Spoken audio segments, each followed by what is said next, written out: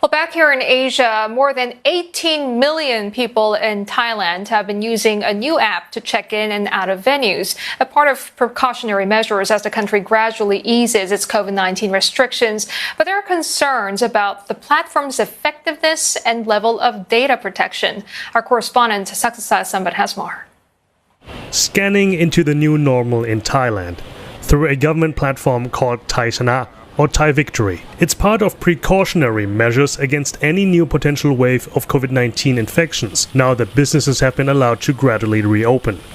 Chana records the entries and exits at shops to monitor crowd densities and for contact tracing in case of a new outbreak. Over 100,000 different locations nationwide have signed up for the Chana platform so far, including the big malls here in Bangkok. But how does it work? Well, first of all, you need a smartphone. Sign up with your phone number that is connected to your Thai national ID. And if you want to go into a location, well, you open your camera and scan a QR code. There you go. And then simply check in. That is all. You're free to go in. But there are questions about the effectiveness of the platform.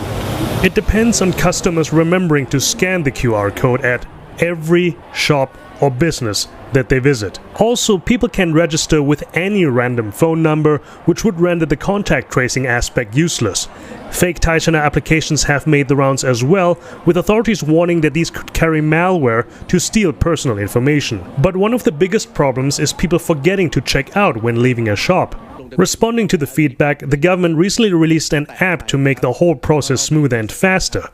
Officials have also said that the data will be stored no longer than 60 days. เบอร์โทรศัพท์นี้เป็นของท่านจริงแค่นั้นเองระหว่างการสแกนทุกอย่างเนี่ยระบบไม่ได้มีการเก็บค่าอะไรไว้ทั้งนั้นนะครับสิ่งที่เก็บคือตัวชุดข้อมูลตัวเลข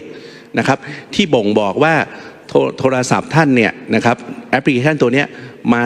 อ่าน QR code ของร้านค้าเท่านั้นครับไม่มีการเก็บว่าเอาเบอร์โทรท่านใส่มายังไม่มีเลยนะครับก็ต้องเรียนว่าเป็นแบบนี้นะครับไม่มีการส่งข้อมูลนั้นแล้วเราเก็บแค่ข้อมูลว่ามีการชุดข้อมูลว่ามีเกิดเหตุการณ์นี้เกิดขึ้นแค่นั้นเองไว้ในระบบ But that has not quelled concerns over personal data privacy. The terms of services for Chana are very broad, implying that the data could be used beyond the scope of disease prevention and could be used when the pandemic is declared over. Thailand's cybersecurity laws have not always been transparent and their enforcement inconsistent. While the country has a Personal Data Protection Act, its enforcement has been delayed by a year due to the impact of the pandemic. The basic principle of data protection law in Thailand, as with everywhere, is transparency, right? So basically it rests on the concept of transparency, privacy by design, and consent. So all of this, none of what I have said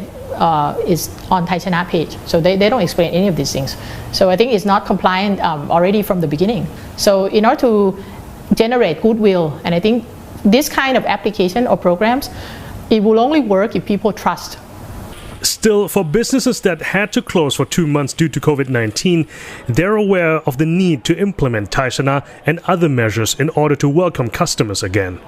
แต่พอเราหลังจากที่เราได้รู้จักกับไทยชนะจริงๆแล้วเนี่ยมันไม่ได้ยากอย่างที่คิดนะคะแล้วจริงๆเราพยายามที่จะ educate คนหรือให้ความรู้กับไม่ว่าจะเป็นพนักงานเราลูกค้าเรานะคะว่าไทยชนะจริงๆแล้วมันเป็นการช่วยมันเป็นมาตรการอีกมาตรการนึงในการช่วยในการที่จะ